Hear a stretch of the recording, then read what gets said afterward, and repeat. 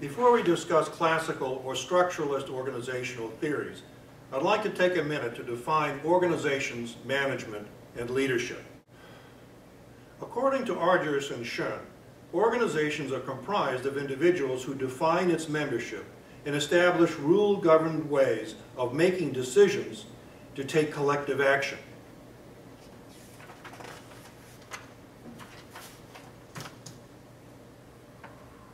According to Rost, management is an authority relationship between at least one manager and one subordinate who coordinate their activities to produce and sell particular goods and services. Rost defines leadership as an influence relationship among leaders and followers who intend real changes that reflect their mutual purposes. As we noted previously, the structural frame draws upon the field of sociology and emphasizes the importance of formal roles and relationships. Organizational charts are created to depict formal relationships and official communication patterns used to coordinate activities. Managers allocate responsibilities to participants, in other words, a division of labor, create rules, regulations, and policies to handle routine work, and managers make decisions when exceptions arise. When the structure does not fit the situation, then managers are required to reorganize or restructure the organization. The structural frame focuses on the needs of the organization and emphasizes efficiency. People are viewed as serving the needs of the organization. According to Bowman and Deal, people are viewed pragmatically as serving the needs of the organization. What I'd like to do now is discuss classical organizational theorists, including Taylor, Fayol, Weber, and Gulick. Frederick Taylor is well known for his development of the concept of scientific management. Taylor believed that increasing efficiency will occur when managers direct how work is done. In other words, the one best way to do a job is based on efficiency studies. There are several assumptions about scientific management and its effects. Increasing productivity makes work for more men rather than reducing the number of jobs. Increasing individual output increases wealth, both in terms of products and income, and shorter hours for workers. Scientific management remedies soldiering on or just putting in your time. Scientific management is a mental revolution for workers and employers. This slide summarizes the principles of scientific management. Activities based on scientific management include collection of data that result in tasks and standard competencies, ensuring a good fit between the worker and the job, performance assessment, including rewards and sanctions, and increasing the efficiencies of hierarchies and bureaucracies. If you consider these elements of Taylorism, you'll recognize that they are alive and well in the educational reform movement today. Henry Fayol defined elements that he believed were necessary to organize and manage a major organization or corporation. His primary interest and emphasis was managerial, which operates on personnel through principles, laws, and rules. However, many of his views are very pro-worker. Fayol was well known for his general principles of management. His idea of the division of work focuses on specialization, which produces more and better work with the same effort. Each change in work requires adaptation and reduces efficiency. Fayol's second principle focuses on authority and responsibility. A manager's official authority comes from the office and from personal authority. Responsibility is related to encouraging useful actions and discouraging their opposites through the use of rewards and sanctions. The complexity of work increases as management level increases. He observes that as the number of workers supervised increases, the levels of management also increase, contributing to their becoming remote. Thus, establishing responsibility and acting authoritatively is more difficult. Third, discipline. He defines discipline as obedience in accordance with the psychological contract between employer and worker. He believes that discipline is essential to the smooth running of a business, that it depends on the leader and the clarity of his commands, as well as experience in judiciously applying sanctions, including warnings, suspensions, and demotions. 4. Unity of command. He argues that an employee should receive orders from only one supervisor. He believes that violation of this principle undermines authority, jeopardizes discipline, and threatens stability. Dual command brings hesitation, dissatisfaction, and disorder, and is a perpetual source of conflict. 5. Unity and direction. Unity of command requires unity of direction. One person plans, directs, and coordinates work for the group to ensure they work towards the same objective. 6. Subordination of individual to general interest. The interest of the group, the corporation, must prevail over the interest and needs of the workers, and requires firmness of superiors, fair and clear agreements, and constant supervision. 7. Remuneration of personnel. Pay should be fair and mutually satisfying. The rate will depend on factors outside of the corporation and individual control, including the cost of living, economic conditions, and the availability of workers. The value of the employee in terms of knowledge and skills, and fair pay for a fair day's work. 8. Centralization and decentralization. He believes that finding the optimum degree of each in an organization depends on the nature of work and the best use of all managerial and worker abilities. Scalar chain. The chain of authority from top down for all communication is essential to the success of business, but may be modified as needed to ensure efficiency. 10. Order. Materials must be organized and placed close to work, and space must enable the person to render the most service. 11. Equity. Workers must be treated kindly and with justice for them to carry out their duties with devotion and loyalty. 12. Stability of tenure and personnel. Time is required for workers to learn their jobs and succeed. Stability of mediocre managers is preferable to an outstanding one that may come and go. 13. Initiative. Thinking out a plan and ensuring its success is the most powerful stimulant to human endeavor at all levels. The manager who permits the exercise of authority by subordinates is superior to those who cannot do so. Think about the 21st century skills in terms of vision, planning, and worker involvement. 14. Esprit de corps. Harmony and union among personnel is a great strength to the organization. It requires talent to coordinate a group, use their talents, encourage keenness, and reward each person's contribution without jealousy. It also requires that verbal contacts are timely, clear, and harmonious, and are greatly preferred over written communication. The work of Max Weber focused on the characteristics of bureaucratic organizations, including the division of labor, impersonal orientation, the hierarchy of authority, rules and regulations, organizational goals, and leadership as management. I'll discuss each briefly by reviewing the concept and then identifying problems that may arise from implementation. First, division of labor. Individuals perform their activities in a fixed way as official duties.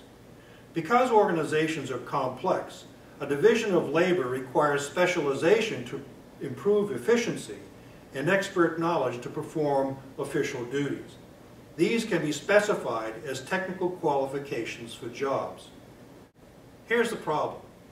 Although division of labor may enhance efficiency, it may also create boredom, which in turn reduces productivity. An antidote to boredom may be to enlarge and diversify employee responsibility. 2. Impersonal orientation. Decisions must be made on the basis of facts, not feelings. In ensuring equality of treatment, managers reflect the rationality of organizations. Here's the problem. Although impersonality may improve decision-making, it may also result in alienation, discontent, low morale, and low efficiency. 3. Hierarchy of authority. Offices are arranged hierarchically. Lower ones are supervised by higher ones. According to Weber, the organizational chart is an artifact of this principle. This type of organizational structure is also designed to gain workers' compliance to supervisor directives. Here's the problem. Although a hierarchy of authority enhances vertical coordination, it can also lead to reducing communication. Information flowing from one level to another may be blocked or distorted as employees are reluctant to communicate bad information up to higher levels that may jeopardize their jobs. Hence, they communicate things they think their supervisors want to hear. This is an organizational chart of the hierarchical structure of education in the United States. Rules and regulations are established to define the duties of each position. They help to coordinate routine activities uniformly and provide continuity of operations when personnel are changed. Problems may arise when rules create rigidity or red tape that slows adaptation to change, and rules can also lead to goal displacement, where rules and regulations intended to achieve goals become ends in themselves. Rules and regulations are also seen as substitutes for leadership. Clear rules, regulations, policies, and goals reduce the need for continuous supervision, and managers step in only when there may be an exception. 5. Organizational goals. According to Amitai Etzioni, real goals are those towards which a majority of the organization's human and material resources are committed. Stated goals, on the other hand, are those that command few resources. Let's see how this principle is applied. If you want to know what is valued in an organization, look at where money is spent and not spent. In other words, follow the money. 6. Leadership and management. Leaders or managers in hierarchical bureaucratic organizations view workers as passive, lazy, possess little ambition, prefer to be led, and resist change. Consequently, managers are compelled to use directive supervision styles and treat workers like children. Douglas McGregor described this tendency as Theory X. Theory X relies on external control of people, emphasizes coercion, tight controls, uses threats and punishment to make workers comply. This creates a self-fulfilling prophecy in that when managers treat workers like children, they act that way. It's called trained incompetence. Here's the problem. When workers are treated as infants, it contributes to low morale, low productivity, alienation, antagonism, militant unions, and subtle sabotage. Weber also talks about positions of officials. According to Weber, office holding requires prescribed training and examinations. Those who accept a position obligate themselves to faithful management in return for a secure position. They are also loyal to impersonal and functional purposes of the organization. He also talks about perks of the position. Social esteem also comes with holding the office. Individuals enjoy a measure of independence, are compensated by fixed salary rather than wages, and may benefit from the opportunity for hierarchical promotion. The work of Gulick and Erwick is central to our discussion of classical organizational theory. They are best known for developing the organizational chart, which depicts how work is divided into units and how they are structured to coordinate work. Here is a typical corporate organizational chart. If space permitted, I would have included unit supervisors, foremen, and team leaders below the division heads. Gulick and Erwick also discussed 3 important principles of organizational theory. First, they discussed the division of work. They recognize that worker skills and aptitudes varied considerably, which may influence how organizations are structured. They also raise questions as to whether the division of labor actually works in time and space, and wondered about its feasibility.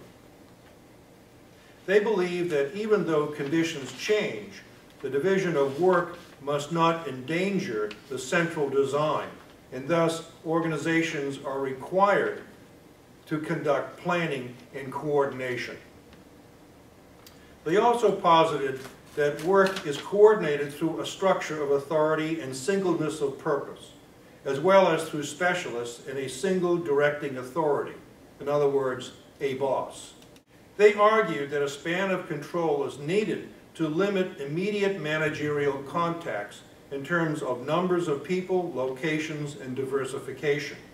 They believed that effective coordination required technical efficiency of workers who are placed under technically competent supervisors. Structuring organizations must be approached from the top and bottom, as well as reconciling the two at the center, which defines the function of middle management. Gulick and Erwick described the work of executives using the now famous acronym PODSCARB, which includes planning, organizing, staffing, directing, coordinating, reporting, and budgeting. There are two types of communication patterns that have been identified in organizations: vertical and lateral. Vertical coordination is the most common way managers link people in organizational units. This is accomplished by creating a position of authority over other positions.